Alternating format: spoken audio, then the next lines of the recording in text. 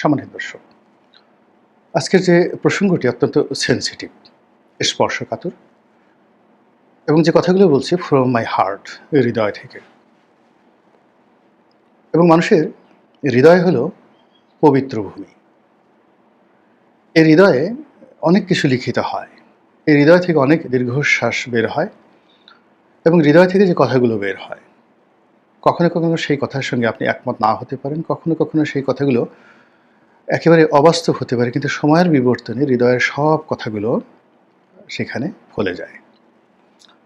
এই পৃথিবীতে হৃদয়ের যে কথাগুলো রয়েছে তার মধ্যে শ্রেষ্ঠতর কথা হলো সাহিত্য, কল্পনা মিশ্রিত গল্প, কিন্তু অনাদিকালে, মহাকালে এ কখনো পুরনো হয় না। ৫,০০০ বছর আগে রচিত মহাভারত, প্রাচীনকালে সেই ইলিয়াড ওডিসি, কিংবা ধরুন সেই শাহনামা, কিংবা আমাদের দেশে যে বিষাদ সিন্ধু, মেঘনাদ বধ কাব্য, বা যত অন্য ছোট ছোট গল্প কবিতা রয়েছে, পাঠে আমার মন বসে না কাঁঠাল চাপার গন্ধে। তো এই যে জিনিসগুলো, এগুলো হৃদয়ে নিঃসৃত।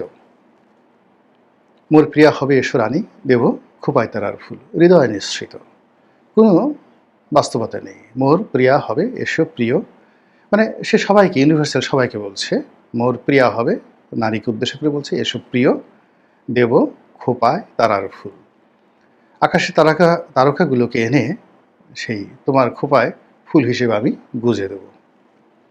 এখন চিন্তা করেন যে কবি যখন লিখেছিলেন এই কথা, তিনি এই তারকারাজির যে সোলার পাওয়ার, ওটাকে তিনি মিন করেননি। বিন্দু বিন্দু জ্বলছে এবং দূরে আকাশে সেটা যে ফুলের মতো প্রভাব বিকরণ করছে, সেটাকে তিনি মিন করেছেন। তো সেই যে প্রিয়াকে সেই তারা গুজে দেবেন, এই লোভে কত প্রিয়া যে কবির প্রেমে পড়ে যায়, বা ওই গান শুনে এখন পর্যন্ত কত মানে প্রেমিকা যে প্রেমে পড়ে যায়, যেটা আপনি হাজার কোটি টাকা বাস্তব সোনা দানা দিয়েও সেটা পারবেন না। তো এই হলো অন্তর্নিঃসৃত বাণীর মর্মকথা। তো সেই দিক থেকে ডক্টর মোহাম্মদ ইউনূস এখন আমাদের সরকার প্রধান, প্রবল ক্ষমতাধর ব্যক্তি। তার বিদায় নিয়ে কথা বলছি। তিনি চলে যাবেন। কেন যাবেন, কখন যাবেন এবং কিভাবে যাবেন, আপনি একবার চিন্তা করুন তো। এই কথাগুলো কি আপনার মনে আসে না এখন? নাকি আপনি চিন্তা করেন যে আজীবন তিনি ক্ষমতায় থাকবেন এবং এখন যেভাবে চালাচ্ছেন ওভাবে চলবেন, আর আপনিও তার অধীনে এখন যেভাবে চলছেন ওভাবেই আপনার জীবন চলতে থাকবে? গত ১ বছরে যেভাবে আপনার জীবন ধারাবাহিকভাবে উন্নতি হয়েছে আপনার জীবনে, অথবা আপনার জীবনের যে অবনতি হয়েছে, ডক্টর মোহাম্মদ ইউনূসের কল্যাণে আগামী দিনগুলোতে আপনার এই কল্যাণ অকল্যাণ, উত্থান বা পতন, এটা অব্যাহত থাকবে এবং আপনি বিকল্প কোনো কিছু চিন্তা করছেন না। যদি আপনি এরকম চিন্তা করেন, অথবা আপনি নিজেকে অমর, অবিনশ্বর মনে করেন যে এই পৃথিবী যতদিন আছে আপনাকে থাকবেন, আপনার মনে হচ্ছে যে আমার এই বক্তব্যের পরবর্তী অংশ না শুনলেও কোনো মানে আমার কোনো বেদনা থাকবে না। কিন্তু আপনি যদি মনে করেন যে এই পৃথিবী পরিবর্তনশীল, এই পৃথিবী অবিনশ্বর নয়, একমাত্র মহান আল্লাহ রাব্বুল আলামিন অবিনশ্বর।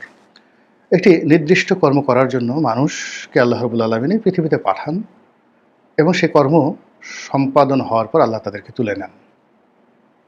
কখনো কখনো আল্লাহ রাব্বুল আলামিন কোনো দেশ এবং জাতিকে শিক্ষা দেওয়ার জন্য মহামানব প্রেরণ করেন, কখনো কখনো অমানব, রাক্ষস, দানব, জুলুম, অত্যাচারে পরিপক্ক মানুষদেরকে প্রেরণ করেন মানুষদেরকে শিক্ষা দেওয়ার জন্য। ফলে এই প্রকৃতিতে রাষ্ট্র ক্ষমতা নিয়ে সবসময় একটা লীলা খেলা চলে। আমরা এখন কোন লীলা খেলার কবলে আছি সেই বিষয়ে বলার আগে যেটা বলে নেই যে এখানে আমার কোনো ডক্টর মোহাম্মদ ইউনূস সম্পর্কে যা বলছি কোনো ম্যালিস নেই, প্রেজুডিস নেই। আমি পুরোটাই আলাপ করব। আপনি কিভাবে সেটা নেবেন সেটা আপনার ব্যক্তিগত বিষয়। প্রথমত হলো যে মানুষ যখন আসে, তার জন্য যাওয়া বা প্রস্থানটা অনিবার্য হয়ে পড়ে। আপনি যখনই কোথাও আসবেন, সেখান থেকে আপনাকে যেতেই হবে। দুনিয়াতে আসলে কবরে যেতে হবে। কোনো গৃহের মধ্যে যদি আপনি মেহমান হিসেবে আসেন, সেখান থেকে আপনাকে নিষ্ক্রান্ত হতে হবে, ইচ্ছায় অনিচ্ছায়, গলা ধাক্কা খেয়ে, সসম্মানে, কিন্তু আপনাকে সেখান থেকে যেতেই হবে। এরপর আপনি বিদেশে গেলেন, সেখান থেকে আপনাকে ফিরতে হবে। তো সেই দিক থেকে ডক্টর মোহাম্মদ ইউনূস, তার বয়স এখন ৮৬ বা ৮৭ বছর, জীবনের একেবারে শেষ প্রান্তে। প্রকৃতি তাকে কখন ডাকবে, মালাকুল মউত তার সমীপে কখন আসবে, সেটা নিয়ে তিনি কি চিন্তা করছেন জানি না, কিন্তু আল্লাহর আরশে আযমে তো এটা লিখিত আছে। তো কাজেই প্রকৃতিগতভাবে তার একটা বিদায় হতে পারে রাষ্ট্র ক্ষমতায় থেকে সসম্মানে মর্যাদার সঙ্গে। এটা তার অন্তর্নিহিত চিন্তার উপর নির্ভর করবে। মূল ব্যাপার হলো আমরা ভুল করি, এবং যে মানুষ যত বড় তার ভুল তত বেশি। রাষ্ট্র ক্ষমতায় যারা থাকেন তাদের ভুল, ভ্রান্তি, অন্যায়, অবিচারের শেষ নেই। এটা আল্লাহ রাব্বুল আলামিন সাধারণত ক্ষমা করে দেন। কিন্তু একটা মানুষ সেই দরিদ্র অবস্থা থেকে একেবারে রাজাধিরাজ যখন হন, মহাবিচারপতি হন, প্রধান বিচারপতি হন, খুব সেনসিটিভ যে পদগুলো, যার সঙ্গে আল্লাহর নেয়ামত, শুকরগুজারি এবং আল্লাহর আরশে আজিম এর যে সম্পর্ক, একেবারে নিবিড় সম্পর্ক, বিচারকের পদ, রাষ্ট্রপ্রধানের পদ, এই পদগুলো শাসকের যে পদ, এটা আল্লাহর জাত এবং সিফাতের সাথে সম্পৃক্ত। তো কাজেই এই পদ পদবি ব্যবহার করে যখন কেউ অন্যায় করে, অবিচার করে, জুলুম করে, অত্যাচার করে, মহান আল্লাহ রাব্বুল আলামিন গোস্বায় তিনি কাঁপতে থাকেন, এবং তার সেই গোস্বার ফলে যে পতন অনিবার্য হয়ে যায়, এই পৃথিবীতে সেই পতন কেউ ঠেকাতে পারে না। এখন মানুষ যখন সচরাচরভাবে এই সকল পদ পদবিতে থেকে কজ অফ অ্যাকশন, একটা ঘটনা ঘটেছে, সেই ঘটনা সামাল দেওয়ার জন্য সে অন্যায় করেছে। আপনি দেখলেন অন্যায়, কিন্তু আল্লাহর দৃষ্টিতে আল্লাহ দেখল যে এই মানুষটিকে ১,০০০ বা ৫০০ লোক ঘেরাও করে ফেলেছে রামদা হাতে নিয়ে, এখন একে মেরে ফেলবে। তো সেই লোকের হাতে যদি একটা পিস্তল থাকে, সে যদি সেখান থেকে দুটো ব্ল্যাঙ্ক ফায়ার করে, কারো পায়ে গুলি করে, আত্মরক্ষার্থে আরও ম্যাসিভ অ্যাকশন নেয়, এবং সেখান থেকে যদি সে বেঁচে যায়, তাহলে আপনার কাছে সে খুনি পরিচালিত হবে। কিন্তু আল্লাহর দরবারে আল্লাহ তো উপর থেকে দেখছে, যেটাকে আমরা এখন ইগল আই বা বার্ডস আই বলি। তো উপর থেকে যখন তিনি দেখছেন, তিনি 4D অ্যাঙ্গেল, একেবারে চারিদিক থেকে যে ঘটনা দেখছেন, বিশ্লেষণ করছেন, সেখানে তিনি উদ্দেশ্য দেখেন, মহৎ কর্মগুলো দেখেন, এবং ওই যে ওই দিন বা ওই সময়ের যে প্রেক্ষাপট, সেটার উপর নির্ভর করেন, এবং সেখানে যদি তার মানসিক কোনো স্বার্থ থাকে, ম্যালিস থাকে, প্রেজুডিস থাকে, শত্রুতা থাকে, ঈর্ষা থাকে, তাহলে সে যত ভালো কাজ করুক না কেন, তিনি আল্লাহর দরবারে ক্ষমা পান না। আর যত মন্দ কাজই করেন না কেন, যদি এগুলো না থাকে, তিনি আল্লাহর দরবারে ক্ষমা পাবেন। তো সেই দিক থেকে ডক্টর মোহাম্মদ ইউনূস এখন যেখানে বসে আছেন, তার যে অন্তর, এই অন্তর তিনি ছাড়া আসলে কেউ জানেন না। এই পৃথিবীর দ্বিতীয় কোনো মানুষ জানেন না, আর জানেন অন্তর্যামী মানে মহান আল্লাহ রাব্বুল আলামিন। তো তিনি যদি এখানে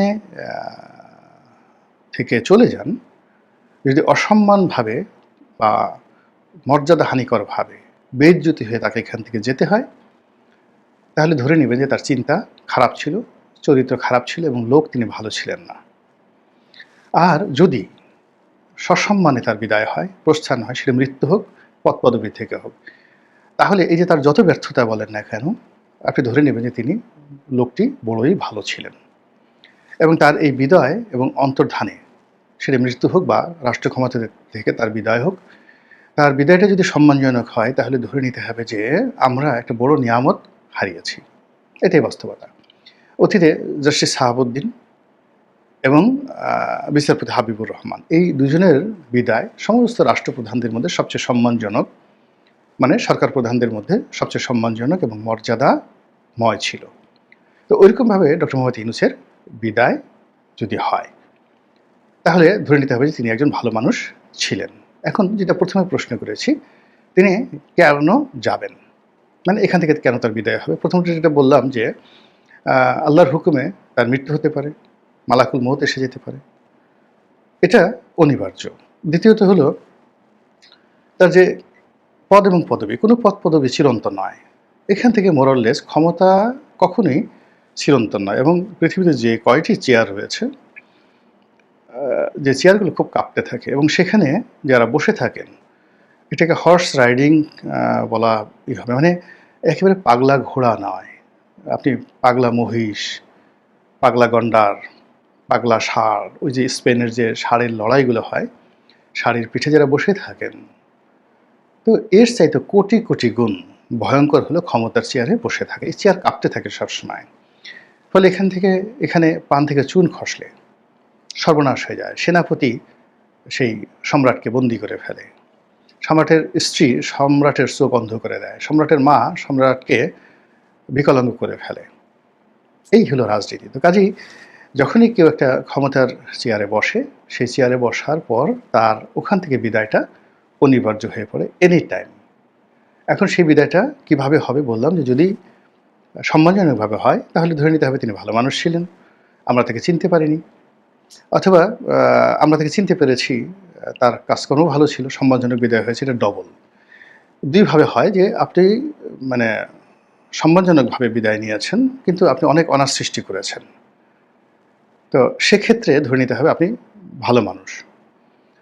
আর যদি আপনি ভালো কাজ করেছেন, সুনাম সুখ্যাতি অর্জন করেছেন এবং সম্মানজনকভাবে বিদায় নিয়েছেন, তখন আপনি আল্লাহর বন্ধু, মাহবুবে ইলাহি, আল্লাহর বন্ধু বা মাহবুব হিসেবে এই জমিনে সম্মানিত হতে থাকবেন। তাহলে কি হলো, কখন যাবে এবং কিভাবে যাবে? সম্মান বা অসম্মান যে কোনো একটা, যাকে বলা হয় ওসিলা করে, যে কোনো ক্ষমতাধরদের মতোই ডক্টর মোহাম্মদ ইউনূসের বিদায় হবে। তৃতীয় প্রশ্ন হলো যে কখন হবে? এটা আগেই বলছে যে এটা একমাত্র আল্লাহ রাব্বুল আলামিন জানেন, এনি টাইম। কিন্তু এখানে কতগুলো সূত্র রয়েছে, দার্শনিক সূত্র রয়েছে, ফিলোসফিক্যাল সূত্র রয়েছে, থিওরি রয়েছে। সেটি হলো, মানুষের হৃদয়ে যখন কোনো ক্ষমতাধর ব্যক্তি সম্পর্কে ক্রোধ সঞ্চারিত হয়, যখন ক্ষমতায় বসা লোকটির সম্পর্কে সাধারণ আমজনতা তারা বিশ্বাস স্থাপন করতে পারে না যে তাদের শাসক একজন সৎ, একজন সত্যবাদী, একজন চরিত্রবান, ন্যায়পরায়ণ বাদশাহ, এই বিশ্বাসটা মানে মাস পিপল, বেশিরভাগ লোকের মধ্যে যখন থাকে না, তখন ওই সিংহাসন কাঁপতে থাকে এবং সেই সিংহাসনে বসা লোককে সেখান থেকে ফেলে দেওয়ার জন্য সিংহাসনই অলৌকিক ক্ষমতার অধিকারী হয়ে যায়। অর্থাৎ রাজনীতি বলেন, রাষ্ট্র ক্ষমতা বলেন, তার চারিপাশে এমন কতগুলো উপলক্ষ তৈরি হয়, এমন কতগুলো ঘটনা তৈরি হয়, এমন কতগুলো বিষয় তৈরি হয়ে যায়, সাধারণ মানুষ না চাইলেও কেবলই মাত্র রাজনীতি, রাষ্ট্র ক্ষমতা এবং সিংহাসন, সেখানে জটিল রসায়নের কারণে সিংহাসন থেকে ছিটকে পড়তে হয়। আমি ইন ডিটেলস বললাম না, it may be anything, it may be anything. তো এই যে মানুষের মনের যে দীর্ঘশ্বাস, হতাশা, এটার কারণে দেখা যাচ্ছে যে একজনের পতন, একজনের বিদায় খুব দ্রুত এগিয়ে আসে। আবার এটা রিভার্স। ধরুন আল্লাহ রাব্বুল আলামিন আপনার ভাগ্যে রেখেছে আপনি ২ বছর ক্ষমতায় থাকবেন, কিন্তু ক্ষমতায় বসে আপনার হেদায়েতের দরজা খুলে গেল, আপনি কোনোদিন নামাজ কালাম পড়েননি, এখন আপনি সারাক্ষণ তাহাজ্জুদ নামাজ পড়েন, আপনি কোনোদিন কাঁদেননি। এই দুনিয়াতে আল্লাহ আপনাকে এত নিয়ামত দিয়েছে, এই নিয়ামত ভোগ করে করে আপনার, যাকে বলা হয়, হৃদয় কঠিন হয়ে গেছে, কান্না আপনার প্রয়োজন পড়েনি, কিন্তু আপনি ক্ষমতার চেয়ারে বসে কৃতজ্ঞতায় আপনার হৃদয় নরম হয়ে গেল, তুলতুলে হয়ে গেল, এবং আপনি উঠতে বসতে শুকরগুজার হন, চোখ দিয়ে ঝরঝর করে পানি পড়ে। আল্লাহর মানুষ, আপনি এই ক্ষমতায় বসার পর, আগেও অনেক মানুষ আপনাকে সালাম দিত, কিন্তু ক্ষমতায় বসার পর আপনাকে সালাম দেয়, সেলুট দেয়, এগুলো দেখে আপনি নীরবে অশ্রু বিসর্জন করেন যে হায় আল্লাহ, আমি তো একই মানুষ, একই গুনাহগার বান্দা তোমার, একই কৃতদাস। এই ২ দিন আগে কেউ আমাকে সেলুট দিত না, এখন আমি ক্ষমতায় বসছি, এ রাজকোষ আমার হুকুমে চলে, এ রাজাস্ত্র আমার কথায় গুলি করে, আমার কথায় গুলি বন্ধ করে। এ ক্ষমতা তো কিছু নয় আল্লাহ, এ তো তোমার হুকুম মাত্র। তুমি একটা হুকুম দিয়েছ যে এই ক্ষমতা গোলাম মোল্লা রনির দাসত্ব করো। আর সেদিন থেকে আল্লাহ, আমি যে তোমার দাস, ক্ষমতাও তোমার দাস, এই দুই দাসের সম্মিলনে আমি একটা রাষ্ট্র ক্ষমতা পেয়েছি। আল্লাহ, যা কিছু হচ্ছে আলহামদুলিল্লাহ, সকল শুকরিয়া তোমার দরবারে, সকল প্রশংসা তোমার দরবারে। এভাবে যখন আপনি কাঁদতে থাকবেন, আমি কাঁদতে থাকবো, তখন সেই ২ বছরের ক্ষমতাটা কখনো কখনো ২০ বছর হয়ে যেতে পারে। এটা হলো আধ্যাত্মিকতা। তৃতীয়ত হলো যে আপনি আপনার যে কর্ম, সারাক্ষণ আপনার যে দৈনন্দিন কর্ম, অর্থাৎ প্রাকৃতিক কর্ম, অপ্রাকৃতিক কর্ম, জৈবিক কর্ম, এখানে খাওয়া দাওয়া, শারীরিক সঙ্গম থেকে শুরু করে পোশাক আশাক, আরও অনেক কিছু, আপনার যে কোনো কর্মের চাইতে যখন আল্লাহর বান্দাদের সেবা করা, তাদেরকে সাহায্য করা আপনার জন্য বেশি গুরুত্বপূর্ণ হয়ে পড়ে। এবং বান্দাদের চিন্তা মানে মাখলুকের চিন্তায় আপনি ঘুমাতে পারেন না। ঠিক সেই সময়টাতে আল্লাহ রাব্বুল আলামিন আপনার দোষ ত্রুটিগুলো তার আপন, যাকে বলা হয় শক্তিমত্তার বলে, তিনি মানুষকে ভুলিয়ে দেন। মানুষের দৃষ্টি অন্ধ করে দেন। তারা কেউ আপনার দোষ ত্রুটি দেখতে পায় না।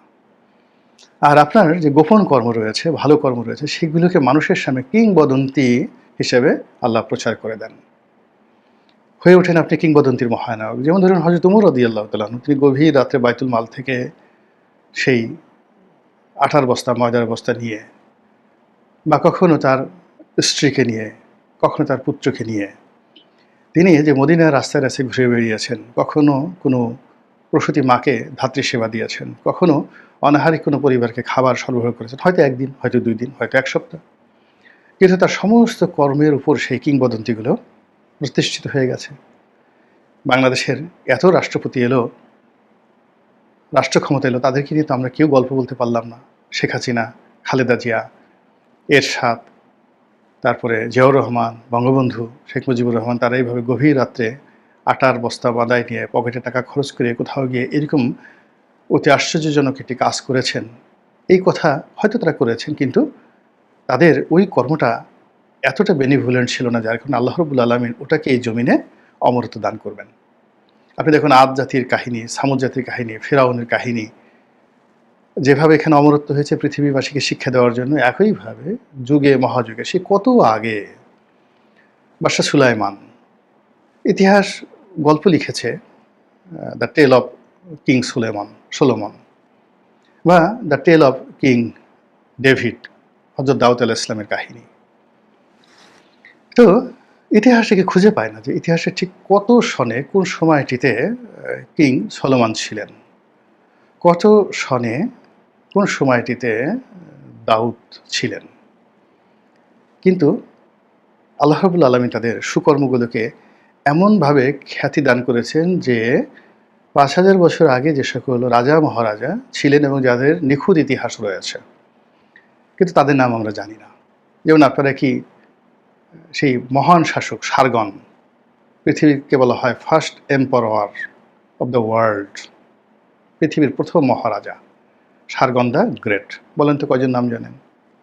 চীনের প্রথম সম্রাট, আজকের যে ইউনিফাইড চীন, এই চীনটাকে একত্রিত করে প্রথম যিনি সম্রাট হয়েছিলেন, শি হুয়ানটি, আপনার কয়জন তার নাম জানেন বলেন? তো দেখেন, তাদের নাম আপনি জানেন না, কিন্তু আপনি হযরত ইউসুফ আলাইহিস সালামের নাম জানেন।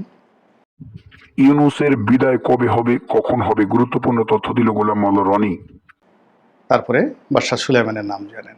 এটা আল্লাহর একটা কুদরত। তাদের কর্মকে আল্লাহ মহিমান্বিত করেছেন এবং কোনো রকম ইতিহাস ছাড়া, ঐতিহাসিক দালিলিক প্রমাণ ছাড়া তাদের চরিত্রকে এবং কর্মকে এই জমিনের বুকে কিংবদন্তি করে তুলেছেন। এই হলো রাষ্ট্র ক্ষমতায় যে আপনার সৎ চিন্তা, সৎ চরিত্র এবং সৎকর্মের প্রতিদান। তো সেটা ডক্টর মোহাম্মদ ইউনূসের জীবনে গত 1টি বছরে কীভাবে ক্রিয়া করেছে, কীভাবে প্রতিক্রিয়া করেছে, তিনি কি করেছেন, সেটা সবকিছু আমরা দেখতে পাবো তার বিদায়ের মাধ্যমে। মহান আল্লাহ আমাদের সবাইকে হেদায়েত দান করুন এবং হেফাজত করুন। আসসালামু আলাইকুম ওয়া রাহমাতুল্লাহি ওয়া বারাকাতুহু।